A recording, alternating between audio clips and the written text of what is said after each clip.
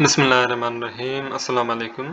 मेरा नाम डॉक्टर एहसन है and this is the second part on adrenal gland. Okay, so पिछली वीडियो के अंदर हमने कॉर्टिसोल के बारे में डिस्कस किया था। So cortisol this is the glucocorticoid. ठीक है, हम कॉर्टिसोल कह लें या ग्लूकोकॉर्टिकॉइड कह लें, बात एक ही है। और ये जो कॉर्टिसोल है इसका काम ये था कि ब्लड में ग्लूकोज की कंसनट्रेशन को बढ़ाना। ठीक है, तो आज जो दूसरा हार्मोन जिसे हम डिस्कस करने जा रहे हैं डेट इज द अल्डोस्टेरोन। ठीक है, तो अल्डोस्टेरोन को हम मिनरलोकॉर्टिकॉइड भी कहते हैं। और देखिए मिनरलोकॉर्टिकॉइड नाम से ही जाहिर है, तो ये क्या करेगा, ये हमारे बॉडी में जो मिनरल्स हैं, मिनरल बैलेंस जो है उसे रेगुलेट करेगा। यानी कि हमारे बॉडी के अंदर जो सोडियम की जो कंसंट्रेशन है, ठीक है, सोडियम की जो कंसंट्रेशन है हमारे बॉडी के अंदर, उसे मेंटेन करेगा कि हमारे ब्लड के अंदर, हमारे बॉडी के अंदर नॉर्मल अमाउंट ऑफ सोडियम जो है वो मेंटेन रहे। और वो कैसे मेंटेन रहेगा, just because of the अल्डोस्टेरोन hormone. ठीक है, तो देखिए ये जो अल्डोस्टेरोन हार्मोन जो है ना, ये क्या करता है कि ये जाता है हमारे नेफ्रॉन के पास। Okay, so this is the structure of nephron.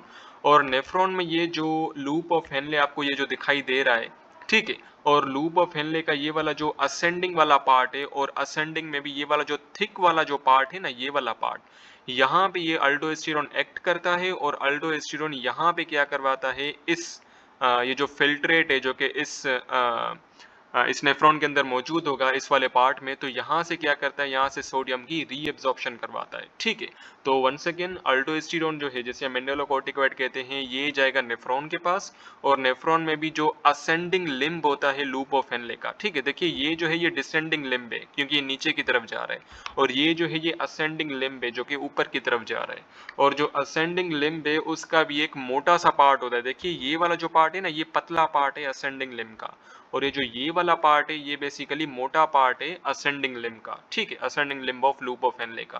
तो ये जो मोटा वाला पार्ट है, इसके अंदर जो सोडियम है, उस सोडियम को ये रीअब्सॉर्ब करवाएगा। ठीक है, उसे बेसिकली यहाँ से निकाल करके ब्लड के अंदर डाल देगा। ठीक है, यहाँ पे ब्लड वेसल होगी तो इस सोडियम को यहाँ से निकाल के ये ब्लड वेसल के अंदर डाल देगा। ठीक है, so the aldosterone, the other major corticosteroid, is classified as a mineralocorticoid. ठीक है, तो aldosterone क्या है, it is a corticosteroid। और corticosteroid में भी स्पेसिफिकली ये mineralocorticoid steroid है। ठीक है, mineralocorticosteroid। ठीक है, तो मिनरलोकॉर्टिकोस्टेरॉइड हम क्यों कहते हैं, बिकॉज ये हमारे बॉडी के अंदर मिनरल बैलेंस को रेगुलेट करता है। यानी कि हमारे बॉडी के अंदर सोडियम की कंसंट्रेशन, सोडियम क्या है, इट इज अ मिनरल, तो सोडियम की कंसंट्रेशन को ये बैलेंस करता है। ठीक है, ना सोडियम बहुत ज्यादा होना चाहिए, ना सोडियम बहुत कम होना चाहिए। ठीक है, तो बेसिकली इसकी रेगुलेशन को ये मेंटेन करता है। So the primary function of aldosterone is to stimulate the kidney to reabsorb the sodium from the urine। ठीक है, तो बेसिकली ये जो अल्डोस्टेरोन है ये जाएगा हमारे किडनीज के पास। और किडनीज के अंदर हमें पता है नेफ्रॉन होता है, तो नेफ्रॉन के पास जाएगा। और नेफ्रॉन का भी जो ascending limb of loop of Henle है, वहां से ये सोडियम की रीअब्जॉर्प्शन करवाएगा। ठीक है, देखिए क्या होता है, नेफ्रॉन के अंदर पेशाब की प्रोडक्शन हो रही होती है। ठीक है, तो वो जो यूरिन होती है जो कि ascending limb of loop of Henle में मौजूद होती है, वहां से ये सोडियम की रीअब्जॉर्प्शन करवाता है। ठीक है, so the sodium is needed to maintain the blood volume and blood pressure. ठीक है, सो देखिए क्या होता है कि मैं आपको यहाँ पे ही समझा दूं। So suppose this is a blood vessel, ये है हमारी ब्लड वेसल। ठीक है, देखिए हमारे ब्लड वेसल में जितना ज्यादा सोल्यूट होगा, ठीक है, सोडियम क्या है, इट इज अ सोल्यूट, ये भी सोडियम है, ये भी सोडियम है, तो जितना ज्यादा सोल्यूट होगा पानी भी उतना ही ज्यादा आएगा। ठीक है, पानी भी उतना ही ज्यादा आएगा। अगर सोडियम की कंसंट्रेशन कम होगी तो पानी भी कम होगा हमारे ब्लड के अंदर। ठीक है, तो रिमेंबर, जब भी सोडियम की कंसंट्रेशन कम हो जाती है हमारे ब्लड में, तो हमारा जो ब्लड वॉल्यूम है यानी कि ब्लड की जो तादाद है वो कम हो जाती है। ठीक है, सिमिलरली अगर सोडियम की कंसंट्रेशन बहुत ही ज्यादा बढ़ जाए, अपनी जरूरत से ज्यादा बढ़ जाए, तब क्या होता है कि ब्लड का जो वॉल्यूम है वो बढ़ जाता है। यानी कि बहुत ही ज्यादा ब्लड जो है ना वो आ जाता है हमारे ब्लड वेसल के अंदर। तो अल्डोस्टेरोन क्या करता है, देखिए अल्डोस्टेरोन तब रिलीज होता है जब हमारे ब्लड के अंदर सोडियम की कंसंट्रेशन कम होती है। ठीक है, तब नहीं रिलीज होता जब हमारे सोडियम की कंसंट्रेशन जो है वो बैलेंस हो या बहुत ही ज्यादा हो। अल्डोस्टेरोन तब रिलीज होता है जब सोडियम की कंसंट्रेशन कम हो हमारे ब्लड के अंदर। ठीक है, तो ये जो सोडियम क्या करता है, ये बेसिकली हमारे ब्लड वॉल्यूम को मेंटेन करता है। देखिए अगर सोडियम बहुत ज्यादा होगा तो ब्लड वॉल्यूम भी ज्यादा होगा। बिकॉज देखिए सोडियम क्या है, ये सोल्यूट है ना, और सोल्यूट जो है हमेशा सॉल्वेंट को अट्रैक्ट करता है। ठीक है, जहां पे सोल्यूट होगा पानी वहां पे ही जाएगा। ठीक है, तो जहां सोल्यूट होगा सॉल्वेंट भी वहीं पर ही जाएगा। ठीक है, तो अगर बहुत ज़्यादा सोडियम होगा तो ब्लड वॉल्यूम भी बहुत ही ज़्यादा होगा, अगर सोडियम की कंसंट्रेशन कम होगी ब्लड के अंदर तो ब्लड वॉल्यूम भी कम होगा। ठीक है, देखिए अगर ब्लड वॉल्यूम कम होगा ना तो ब्लड प्रेशर भी कम होगा। ठीक है, ये चीज़ आपने ज़हन में रखनी, एक फार्मूला है, blood volume is directly proportional to blood pressure. ठीक है, ब्लड वॉल्यूम जो है वो डायरेक्टली प्रोपोर्शनल है हमारे ब्लड प्रेशर से। अगर ब्लड वॉल्यूम बहुत ही ज़्यादा होगा तो जो ब्लड प्रेशर है वो भी बढ़ जाएगा। सिमिलरली ब्लड वॉल्यूम कम होगा तो ब्लड प्रेशर भी कम होगा। ठीक है, तो सोडियम क्या करता है, हमारे ब्लड वॉल्यूम को मेंटेन करता है और अल्टीमेटली हमारे ब्लड प्रेशर को भी मेंटेन करता है। ठीक है, during low blood sodium level the kidney secrete an enzyme the renin. ठीक है, अब देखिए ये एक पूरी की पूरी कहानी है, तो मैं इस कहानी को आपको यहाँ पे समझाता हूँ। Suppose this is a kidney, ये हमारी किडनी है। ठीक है, तो देखिए क्या होता है कि जब भी हमारे बॉडी के अंदर, हमारे ब्लड के अंदर जो सोडियम की कंसंट्रेशन है वो डाउन चली जाती है, वो गिर जाती है, तब क्या होता है, हमारी किडनी जो है एक एंजाइम सीक्रेट करती है जिसका नाम है रेनिन। ठीक है, सॉरी, ये रेनिन जो है ये हार्मोन है, एंजाइम नहीं है। रेनिन क्या है, इट इज द हार्मोन। ठीक है, अब रेनिन जो है सबसे पहले जाएगा हमारे ब्लड के अंदर, this is a blood vessel. तो सबसे पहले जो है ना रेनिन यहाँ पे जाएगा हमारे ब्लड के अंदर, और ब्लड के अंदर एक प्रोटीन होती है, एक प्लाज्मा प्रोटीन होती है, तो ये रही हमारी प्लाज्मा प्रोटीन। तो ये जो प्लाज्मा प्रोटीन है ना, इस प्लाज्मा प्रोटीन का नाम है एंजियोटेंसिनोजिन। एंजियोटेंसिनोजिन। ठीक है, तो सबसे पहले रेनिन जो है ये ब्लड वेसल के अंदर जाएगा, और ब्लड वेसल के अंदर ये जो एंजियोटेंसिनोजिन है इसे कन्वर्ट कर देगा इनटू एंजियोटेंसिन 1।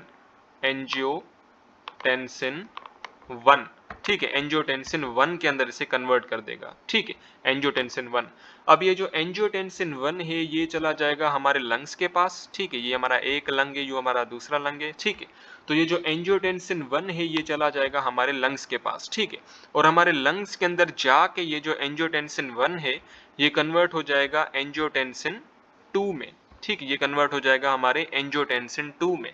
फिर एंजियोटेंसिन 2 जो है ये लंग्स से दोबारा रिलीज हो जाएगा, दोबारा चला जाएगा हमारे ब्लड वेसल के अंदर। ठीक है, अब ये जो एंजियोटेंसिन 2 है, ये एंजियोटेंसिन 2 क्या करेगा, ये जाएगा हमारे एड्रिनल ग्लैंड के पास, और एड्रिनल ग्लैंड के अंदर भी जो एड्रिनल कॉर्टेक्स होता है, ठीक है, ये जाएगा एड्रिनल ग्लैंड के पास। और एड्रिनल ग्लैंड में भी जो एड्रिनल कॉर्टेक्स होता है, बिकॉज हमें पता है कि जो कॉर्टिसोल और अल्डोस्टेरोन वो कहाँ से रिलीज होते हैं, वो एड्रिनल कॉर्टेक्स से रिलीज होते हैं।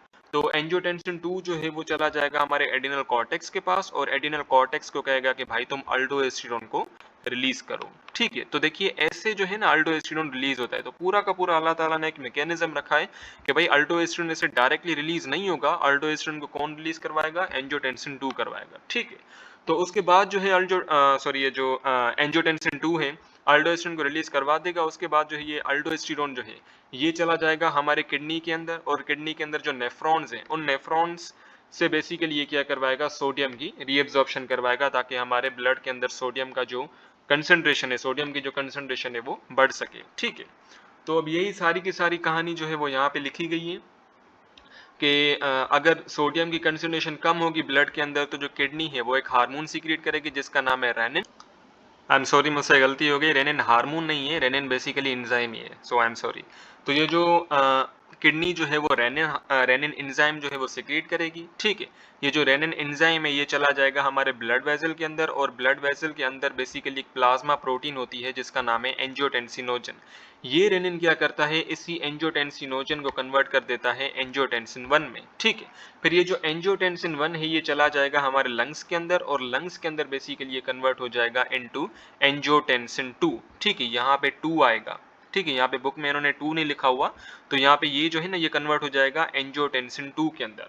और फिर ये एंजियोटेंसिन 2 जो है वो दोबारा से ब्लड के अंदर चला जाएगा, और ब्लड से होते होते वो चला जाएगा हमारे एड्रिनल कॉर्टेक्स के पास, और फिर ये एड्रिनल कॉर्टेक्स को कहेगा कि भाई तुम अल्डोस्टेरोन को रिलीज करो। ठीक है, तो देखिए जो पूरा का पूरा सिस्टम है जिसमें किडनी जो है वो रेनिन सिक्रीट कर रही है, रेनिन जा रहा है प्लाज्मा प्रोटीन के पास और कन्वर्ट कर रहा है एंजियोटेंसिनोजन को एंजियोटेंसिन 1 में। फिर ये जो एंजियोटेंसिन 1 है ये जा रहा है लंग्स के पास, फिर लंग्स में ये कन्वर्ट हो रहा है इनटू एंजियोटेंसिन 2। तो देखिए जो पूरा का पूरा सिस्टम है ना, इस सिस्टम को हम कहते हैं RAS system, renin angiotensin aldosterone system, RAS. ठीक है, रेनिन एंजियोटेंसिन अल्डोस्टेरोन सिस्टम। ठीक है, so it affects the blood pressure in two ways. Angiotensin constrict the arteries, ठीक है, कौन सा angiotensin? Angiotensin 2। So angiotensin 2 constrict the artery and aldosterone causes increase absorption of sodium, ठीक है। सो देखिए जब एंजियोटेंसिन 2 ने क्या किया, जब अल्डोस्टेरोन को रिलीज करवाया तो अल्डोस्टेरोन क्या करेगा, ये सोडियम की रीएब्जॉर्प्शन करवाएगा। लेकिन जो एंजियोटेंसिन 2 है ना, ये सिर्फ अल्डोस्टेरोन को रिलीज नहीं करवाता। एंजियोटेंसिन 2 क्या करता है कि हमारे बॉडी के अंदर जितनी भी ब्लड वेसल हैं उन तमाम ब्लड वेसल को, खास करके जो आर्टरीज हैं उन तमाम आर्टरीज की वो करवा देता है वेजो कंस्ट्रिक्शन, ठीक है। एंजियोटेंसिन 2 क्या करता है? एंजियोटेंसिन 2 बेसिकली हमारे बॉडी के अंदर जितनी भी आर्टरीज हैं उन तमाम आर्टरीज की वो करवा देता है वेजो कंस्ट्रिक्शन, यानी कि उन्हें छोटा कर देता है। सपोज कीजिए पहले आर्टरी इतनी थी, अब वो आर्टरी इतनी हो जाएगी, यानी कि क्या हो जाएगी, कंस्ट्रिक्ट हो जाएगी, उसका डायामीटर जो है वो कम हो जाएगा, ठीक है। तो ये चीज आपने जहन में रखनी है। एंट्री टेस्ट में सवाल आ सकता है कि भाई वो कौन सा ऐसा हार्मोन है जो कि क्या करता है कि वेजो कंस्ट्रिक्शन करवा देता है हमारी तमाम आर्टरीज का, ठीक है। So the answer is angiotensin 2, ठीक है। सो अब यहाँ पे डायग्रामेटिकली ये बताया गया है। सो दिस इज द किडनी ने सिक्रिएट किया एंजियोटेंसिन, ठीक है। अब एंजियोटेंसिन जो है ये कन्वर्ट कर देगा एंजियोटेंसिनोजन को एंजियोटेंसिन 1 में। देखिए एंजियोटेंसिनोजन क्या है, it is a plasma protein. और ये प्लाज्मा प्रोटीन बनती कहाँ से है? ये बेसिकली बनती है हमारे लिवर से, ठीक है। तो लिवर बनाता है एंजियोटेंसिनोजन और रेनिन जो है इसी एंजियोटेंसिनोजन को कन्वर्ट कर देता है एंजियोटेंसिन 1 में। फिर ये जो एंजियोटेंसिन 1 है ये चला जाएगा हमारे लंग्स के अंदर, और लंग्स के अंदर एक एंजाइम होता है जिसका नाम है एंजियोटेंसिन कन्वर्टिंग एंजाइम। इसी ये जो एंजियोटेंसिन कन्वर्टिंग एंजाइम है ना, इसी लंग्स के अंदर, ये क्या करता है, ये इसी एंजियोटेंसिन को एंजियोटेंसिन 2 में कन्वर्ट कर देता है, ठीक है। फिर ये जो एंजियोटेंसिन 2 है ये क्या करेगा, ये वेजो कंस्ट्रिक्शन करवाएगा, ठीक है। और दूसरी बात ये कि ये एड्रिनल ग्लैंड के पास भी जाएगा, और एड्रिनल ग्लैंड के अंदर जो एड्रिनल कॉर्टेक्स है वहां से ये क्या करेगा, अल्डोस्टेरोन की रिलीज करवाएगा। फिर ये जो अल्डोस्टेरोन है ये क्या करेगा, ये बेसिकली सोडियम की रीएब्जॉर्प्शन करवाएगा, ठीक है। देखिए जब सोडियम रीएब्जॉर्ब होता है ना तो उसके साथ साथ वाटर भी रीएब्जॉर्ब होता है। तो इसे मैं आपको यहाँ पे समझाऊं। So suppose this is a blood vessel, ठीक है। देखिए ये जो हमारा लूप ऑफ हेनले है उसे जो ब्लड वेसल जो कैपिलरी सराउंड करती हैं उसे हम कहते हैं वाजा रेक्टा, ठीक है, उसे हम कहते हैं वाजा रेक्टा। वाजा रेक्टा क्या है, ये बेसिकली कैपिलरीज है जो कि हमारे लूप ऑफ हेनले को सराउंड करती हैं।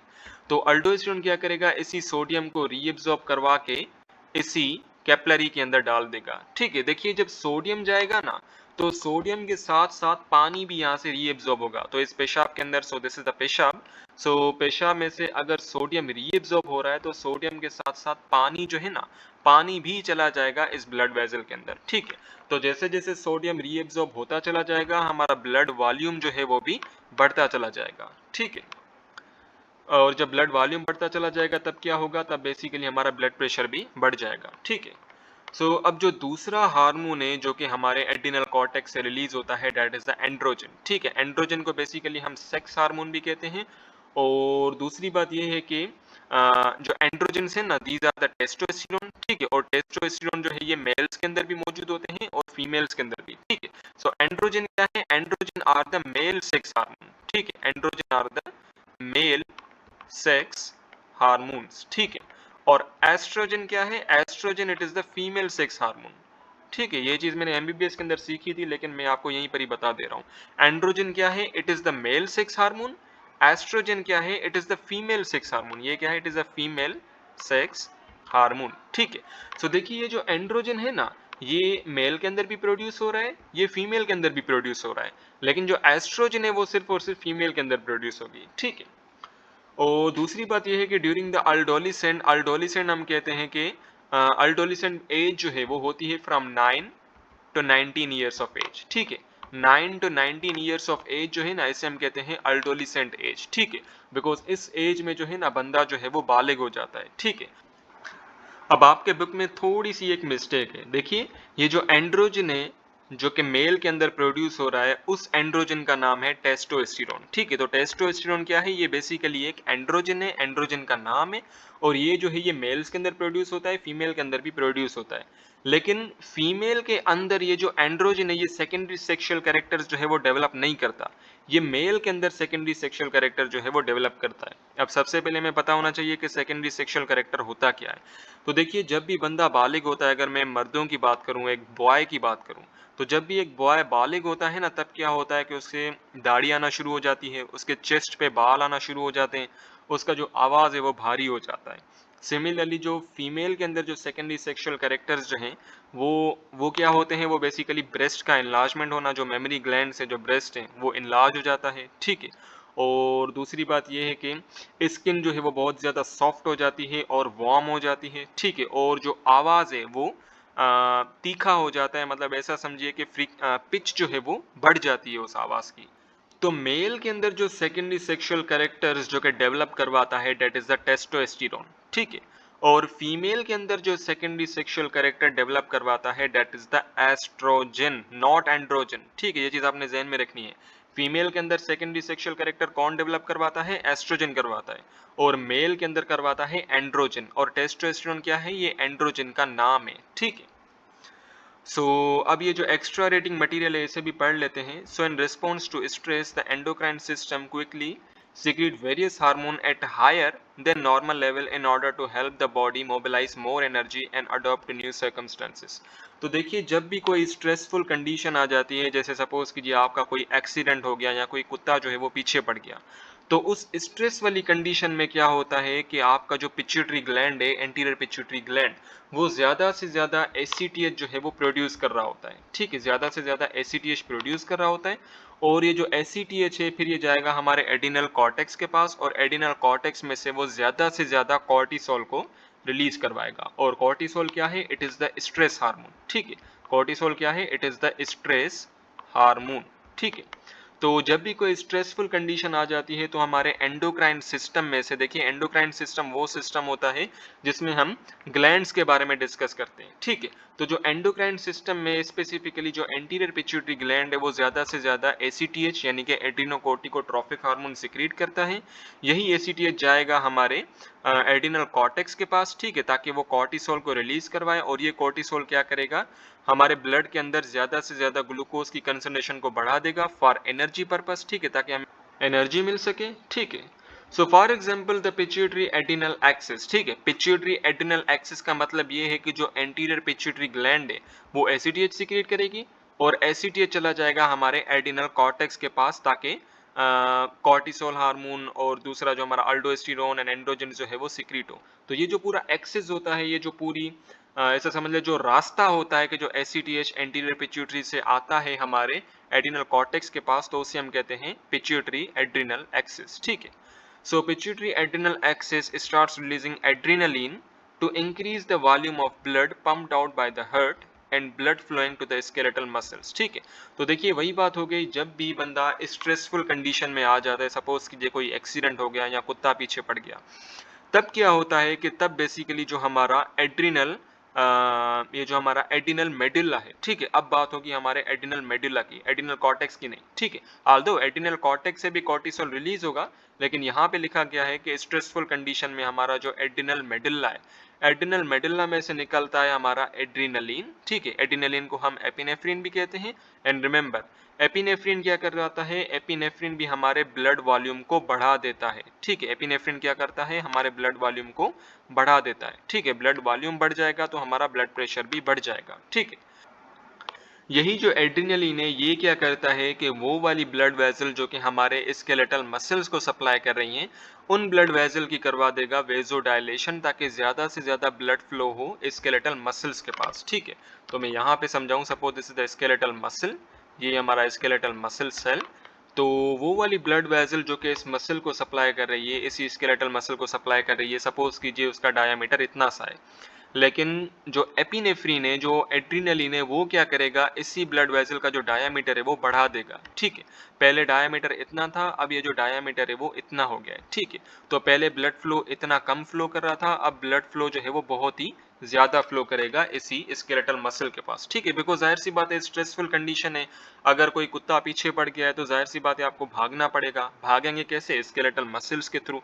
तो स्ट्रेसफुल कंडीशन में क्या होता है कि जो हमारे स्केलेटल मसल्स हैं वहाँ की जो ब्लड सप्लाई है उस उन ब्लड वेसल की हो जाती है वेजोडाइलेशन बाय एड्रीनलिन, ठीक है।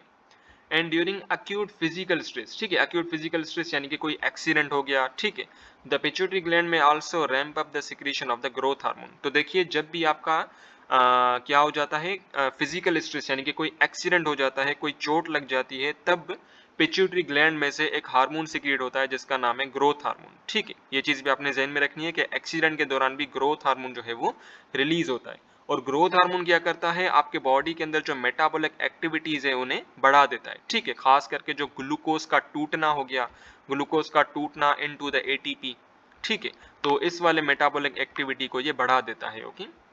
But prolonged or frequent stressful event can lead to a number of endocrine disorder including the Graves disease, gonadal dysfunction and obesity, ठीक है। So देखिए ग्रेव्स डिजीज क्या है, ग्रेव्स डिजीज बेसिकली एक auto immune disease है, ठीक है। तो अगर स्ट्रेसफुल इवेंट्स बढ़ जाएं, ठीक है, स्ट्रेसफुल इवेंट्स यानी कि आपके बॉडी को कोई ना कोई स्ट्रेस मिल रहा है, कोई ना कोई हार्म मिल रहा है, ठीक है। तो देखिए जब आप बहुत ही ज्यादा सिगरेट पीते हो ना, तो सिगरेट स्मोकिंग से क्या होता है, मैं इसे जरा साफ कर लूं। तो देखिए सिगरेट स्मोकिंग से क्या होता है, स्मोकिंग से बेसिकली आपके ब्लड के अंदर टॉक्सिन्स जो है ना वो जमा होते चले जाते हैं। तो स्मोकिंग से क्या होता है, आपका जो ब्लड वेसल है, इस ब्लड वेसल के अंदर बेसिकली टॉक्सिन जो है वो जमा होते चले जाते हैं, ठीक है। ये जो मैं गोला कर रहा हूँ, दीज आर द टॉक्सिन्स, ठीक है, ये क्या है, दीज आर द टॉक्सिन्स, ये जहरीले सब्सटेंसेस हैं। अब यही जहरीले सब्सटेंसेस क्या करेंगे कि बेसिकली ये गोनेडल डिसफंक्शन करवा देंगे, ठीक है, ग्रेव्स डिजीज करवा देंगे एंड ओबेसिटी करवा देंगे। अब बारी बारी पढ़ते हैं। ग्रेव्स डिजीज क्या है, ग्रेव्स डिजीज बेसिकली एक ऑटो इम्यून डिजीज है, ठीक है। ये बेसिकली एक ऑटो इम्यून डिजीज है जिसमें क्या होता है कि आपके बॉडी के अपने ही सेल्स जो हैं वो आपके थायराइड ग्लैंड को डिस्ट्रॉय कर रहे होते हैं, ठीक है। वो क्या कर रहे होते हैं, आपके थायराइड ग्लैंड को डिस्ट्रॉय कर रहे होते हैं। सिमिलरली यही जो टॉक्सिन है जो कि इस ब्लड के अंदर मौजूद है, ये टॉक्सिन क्या करेंगे, गोनेडल डिसफंक्शन करवा देंगे, ठीक है। देखिए गोनेड्स क्या है, gonads these are the reproductive organ, ठीक है, ये क्या है, रिप्रोडक्टिव ऑर्गन है। तो मेल्स के अंदर जो गोनेड्स होते हैं उन्हें हम कहते हैं टेस्टिस, ठीक है, उन्हें हम कहते हैं टेस्टिस। और फीमेल के अंदर जो गोनेड्स होते हैं उन्हें हम कहते हैं ओवरीज, ठीक है, उन्हें बेसिकली हम कहते हैं ओवरीज, ठीक है। तो देखिए गोनेडल डिसफंक्शन यानी कि गोनेड्स का काम ना करना। नॉर्मली टेस्टिस क्या कर रहा होता है, टेस्टिस बेसिकली स्पर्म्स को प्रोड्यूस कर रहा होता है, ठीक है। और ओवरीज क्या करता है, ओवरीज भी बेसिकली डिफरेंट हार्मोन्स को, एस्ट्रोजन एंड प्रोजेस्टेरोन को प्रोड्यूस कर रहा होता है, ठीक है।